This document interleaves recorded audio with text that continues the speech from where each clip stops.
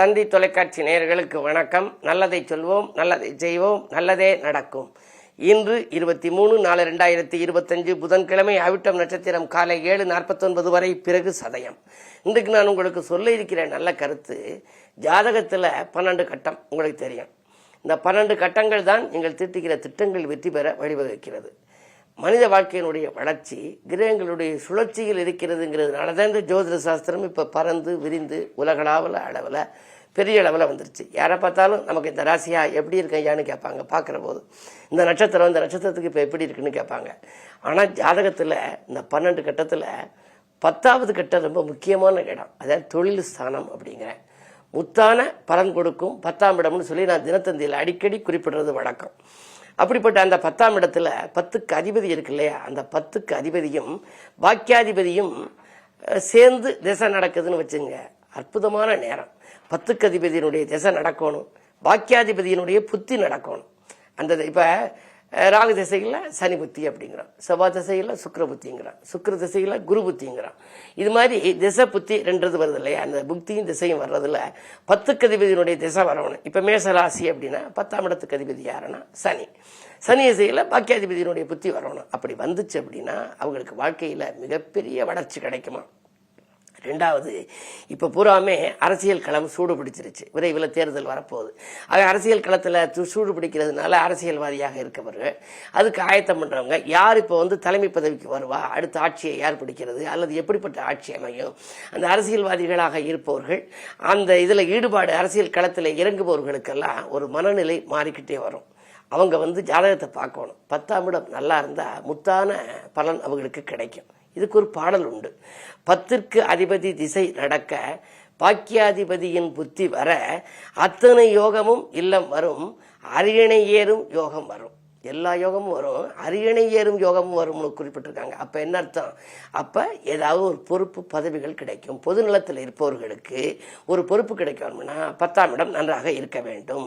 புத்தமுதான வாழ்வு வரும், புதிய மனிதரின் நட்பு வரும், முத்தன தொழிலும் தேடி வரும், மூடிய கதவும் திறந்துவிடும். இதுவரை கதவு மூடி இருக்கு, எதில் போனாலும் நமக்கு இடைஞ்சலா இருக்குன்னு நினைக்கிறாங்கல்ல, அவங்களுக்கு இது மாதிரி திசையும் புத்தியும் நடந்துச்சுன்னா மூடிய கதவும் திறந்துவிடும்.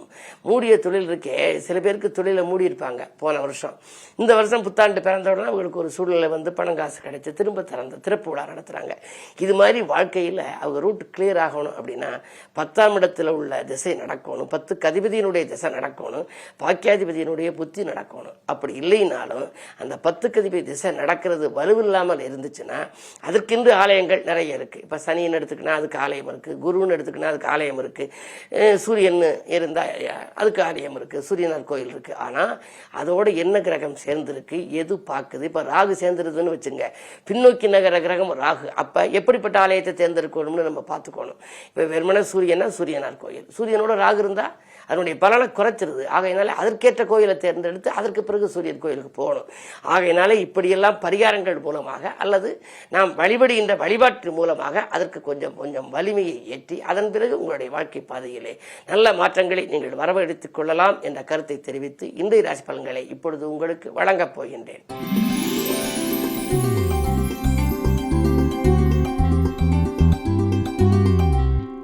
மேசராசி நேயர்களே, இன்று மிக அற்புதமான நாள். கொடுத்த கடன்கள் வசூலாகும் நாள். குடும்ப சுமை கொஞ்சம் கூடுதலாக இருந்தாலும் சமாளித்து விடுவீர்கள். எடுத்த காரியத்தை எளிதில் செய்து முடிப்பீர்கள். அரசு வழியில் அனுகூலங்கள் உண்டு. பொது வாழ்வில் இருப்பவர்களுக்கு நல்ல பொறுப்புகள் கிடைக்கலாம். சூரிய பலம் நன்றாக இருப்பதால் காரியங்கள் அத்தனையும் கைகூடும் நாளாக இந்த நாள் அமைகின்றது.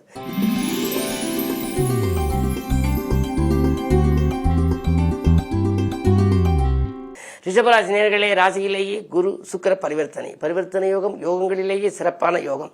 எனவே ஆனந்த வாழ்விற்கு அடித்தளம் அமைத்துக் கொள்ளும் நாள். கல்யாண கனவுகள் நனவாகலாம், கடமையில் இருந்து தொய்வாகலாம், அடுத்தவன் எடுத்த முயற்சியிலும் ஆதாயம் கிடைக்கும். உடன் பிறந்தவர்கள் உங்களுக்கு உறுதுணையாக இருப்பார்கள். எதிர்பாராத செலவுகள் ஏற்பட்டாலும் கூட அதை சமாளிக்கும் அளவுக்கு உங்களுக்கு வருமானம் 2 மடங்காக உயரலாம். இந்த நாள் உங்களுக்கு இனிய நாள்.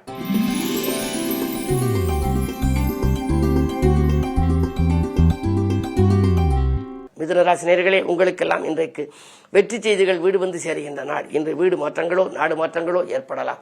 உத்தியோகம் தொழிலே நீங்கள் எதிர்பார்த்த நற்பலன்கள் கிடைக்கும். அயல்நாடு சென்று பணிபுரிய வேண்டுமே. இந்த நாட்டில் இருந்து கொண்டு இந்த தொழிலில் இருந்து கொண்டு இதில் வரக்கூடிய வருமானத்தை வைத்து நாம் என்ன செய்வது, குடும்பச்சுமை கூடுகிறதே என்று கவலைப்பட்டவர்களுக்கு இன்று ஒரு நல்ல தகவல் கிடைக்கப் போகிறது. மதியத்திற்கு மேல் உங்கள் மனக்கலக்கமகலும் பணப்புழக்கம் அதிகரிக்கும்.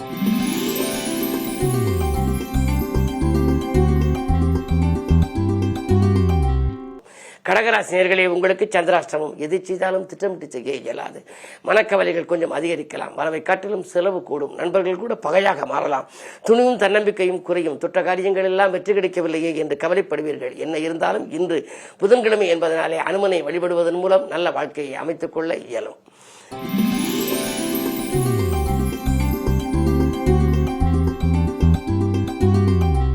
சிம்மராசி நேயர்களே, உங்களுக்கெல்லாம் சனி 7ல் 12ஆம் இடத்திலே செவ்வாய் நீச்சம் பெற்றிருக்கின்றார்.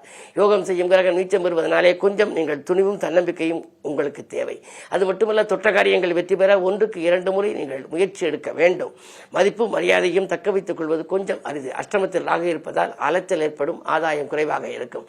பிறர் நம்பி ஒப்படைத்த பொறுப்புகள் நடைபெறாமல் போகலாம். அதிலும் உத்தியோகத்தில் இருப்பவர்கள் மேலதிகாரிகள் கூடுதல் பொறுப்பை கொடுத்து உங்களுடைய திறமையை சோதிக்கலாம். மிக மிக கவனம் தேவை. எதையும் நீங்கள் யோசித்து செய்ய வேண்டிய நாளாகவே இந்த நாள் அமைகின்றது.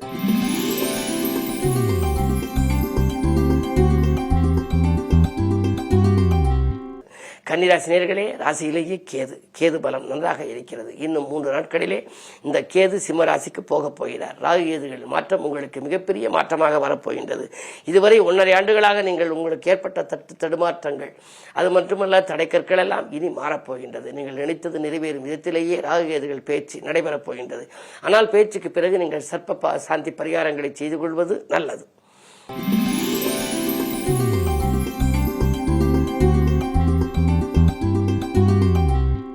துலாம் ராசி நேயர்களே, உங்களுக்கு நினைத்தது நிறைவேறும் நாள். நிகழ்கால தேவைகள் பூர்த்தியாகும். அஷ்டமத்தில் குரு இருந்தாலும் கூட அதன் பார்வை 2ல் பதிவதனாலே உங்களுக்கு எண்ணங்கள் எல்லாம் ஈடேறும் விதத்தில் இருக்கிறது. பண தேவைகள் உடனுக்குடன் பூர்த்தியாகும்.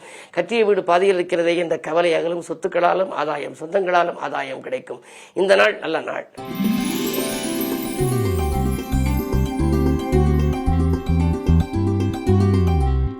விருச்சிக ராசி நேயர்களே, உங்களுக்கு வியக்கும் தகவல் வீடு வந்து சேர்கின்ற நாள். இந்த திட்டமிட்ட காரியத்தை திட்டமிட்டபடியே செய்து முடிப்பீர்கள். குரு பார்வை இருக்கின்ற பொழுது கவலைப்பட தேவையில்லை. எதிர்பார்த்த உதவி எளிதிலே கிடைக்கும். சகோதர வகையிலும் இனிய தகவல் கிடைக்கலாம். நண்பர்களை நம்பி செய்த காரியம் நல்ல விதமாக முடியும். சூரியன் 6ல் இருப்பதனாலே அரசு வேலைக்கு முயற்சித்தவர்களுக்கு அது கிடைக்கும். எந்த சலுகைகளை நீங்கள் எதிர்பார்த்து காத்திருந்தீர்களோ அது கிடைக்கலாம். சனி 4ஆம் இடத்தில் இருப்பதனாலே ஆரோக்கியத்தில் மற்றும் சிறு சிறு தொல்லைகள் வரலாம். கவனம் தேவை.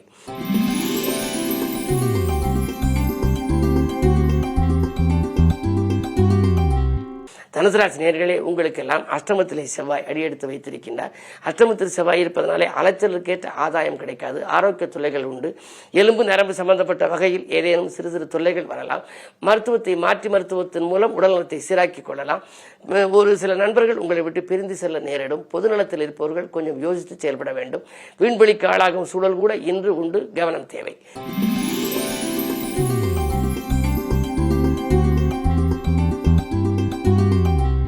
மகர ராசி நேயர்களே, உங்களுக்கு குறு பார்வை இருப்பதனாலே நீங்கள் கவலைப்பட தேவையில்லை. பற்றாக்குறை தீர்ந்து பணவரவு கூடுகின்ற நாள். திட்டமிட்ட காரியத்தை திட்டமிட்டபடி செய்து முடிப்பீர்கள். பஞ்சாயத்துக்கள் சாதகமாக அமையும். தொழில் மாற்றங்களை பற்றி சிந்திப்பீர்கள். நடக்கும் தொழில் நல்ல விதமாக நடக்கவில்லையே, வேறு தொழிலுக்கு செல்லலாமா என்றெல்லாம் சிந்திப்பீர்கள். உங்களுடைய எண்ணங்கள் கண்டிப்பாக இன்று நிறைவேறப் போகிறது. 2ல் சனி இருப்பதனாலே கொடுத்த வாக்கை காப்பாற்றுவீர்கள்.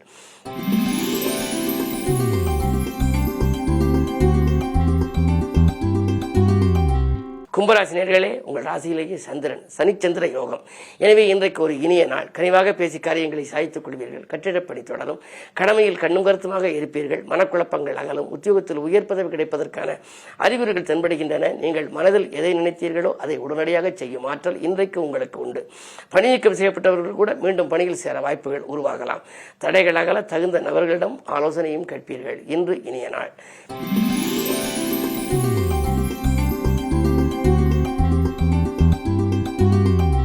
மீனராசினியர்களே, ஜென்மத்தில் ராகு புதன் சுக்கிரன். புத சுக்கிர யோகம் என்பது அற்புதமான யோகம். நீங்கள் செல்வ நிலையில் மிக உயர்ந்த நிலைக்கு வரக்கூடிய அளவுக்கு இன்று புதிய வாய்ப்புகள் வரும். திட்டமிட்ட காரியம் சிறப்பாகவே முடிவடையும். நண்பர்கள் உங்களுக்கு நல்ல தகவலை தருவார்கள். அயல் நாட்டிலிருந்து உள்ள நண்பர் உங்களுக்கு தொழில் செய்யலாமா, அதற்கு தேவையான உதவி நான் செய்யவா என்று கூட அவர்கள் கேட்பார்கள். பெண்வெளி பிரச்சனைகள் அகலும். கல்யாண கனவுகள் நனவாக எடுத்த முயற்சிகள் கைகூடலாம். உங்களுக்கு இன்று மிக மிக மிக அற்புதமான நாள். மேலும் விவரங்கள் அறிய தினத்தந்தி படியுங்கள்.